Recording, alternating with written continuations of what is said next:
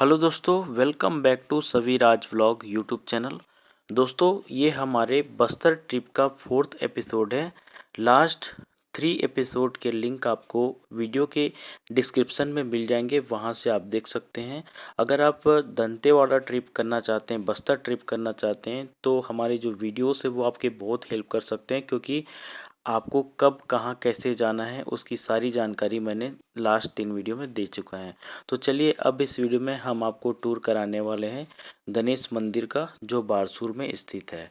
तो दोस्तों, इसके पहले हम इसके इतिहास के बारे में थोड़ा सा जान लेते हैं।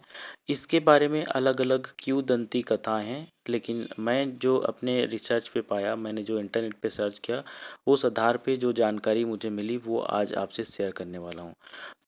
तो दोस्तों, उस समय में जो वहाँ के राजा थे बानासुर, उनकी जो बेटी थी और उनके जो मंत्री थे उनकी भी जो बेटी थी, दोनों घनिष्ठ सहेलियाँ थी और दोनों गणेश जी को बहुत मानते थे। तो उस समय राजा ने ये जो दोनों मूर्तियाँ हैं, वो जो बड़ी मूर्ति है वो अपनी बेटी के लिए, और जो छोटी मूर्ति है वो मंत्री की बेटी के लिए बनाए थे।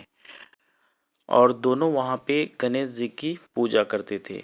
और यहाँ पे मैं जो लोकल वहाँ पे जो लोग थे उनसे पूछा, तो ये मंदिर जो है खनन के द्वारा जो है प्राप्त किए गए हैं। पूरा ये ज़मीन के अंदर दबा हुआ था। और साइड में हमें एक शिव जी की भी, यहाँ पे जो शिवलिंग की प्रतिमा हमें देखने को मिला। तो ये ऐतिहासिक चीज़ें हमें वहाँ पे देखने को मिली। और दोस्तों, गणेश जी की मूर्ति आप जो देख रहे हैं, दोनों ग्रेनाइट पत्थर से बनाया गया है। सिंगल पत्थर है, सिंगल एक बड़े पत्थर को तराश के बनाया गया है। इसमें कहीं भी कोई ज्वाइंट नहीं है, यही खासियत है।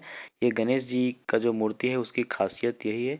और आप जो छोटी गणेश जी की मूर्ति देख रहे हैं, उनकी जो हाइट है 1.67 मीटर है, और जो बड़ी गणेश जी की मूर्ति है उसकी हाइट है 2.25 मीटर। छोटी गणेश जी की मूर्ति आप जो देख रहे हैं वो द्विभुजीय है, और उसके दाएं हाथ में आपको देखने को मिलेगा परशु, और बाएं हाथ में आपको देखने को मिलेगा मोदक। वहीं जो बड़े गणेश जी की मूर्ति है वो चतुर्भुजी है, जिसके बाएं हाथ में आपको देखने को मिलेगा निचले हाथ में मोदक, और ऊपरी जो हाथ है उसमें आपको देखने को मिलेगा टूटे हुए दांत।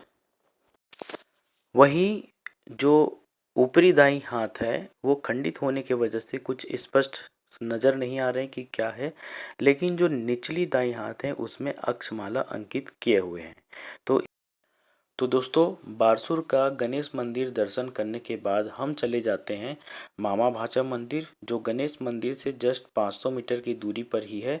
और वहाँ पे हम जो है इसके इतिहास के बारे में थोड़ा सा जानकारी लिए, तो हमें पता चला है कि इसके बारे में भी अलग अलग किंवदंती कथा हैं। ये जो मंदिर है वो एक दिन में बनाया गया है।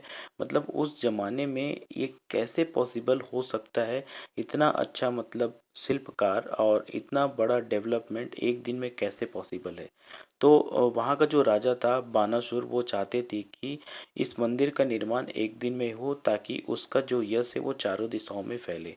तो इस तरह से उनका जो चाह था, और वैसा ही हुआ। ये मंदिर एक ही दिन में बनाया गया है। तो राज्य में जो सबसे अच्छा शिल्पकार था उसे बुलाया गया, और उन्हीं के द्वारा ये मंदिर का निर्माण एक दिन में किया गया। और जो निर्माण करने वाले थे, जो मेन कारीगर थे, वो मामा भाचा ही थे। इसलिए राजा ने जो प्रसन्न होके इसे कहा कि ये जो मंदिर है मामा भाचा मंदिर के नाम से जाना जाएगा। तो इस तरह से ये मामा भाचा मंदिर के नाम से जाना जाता है।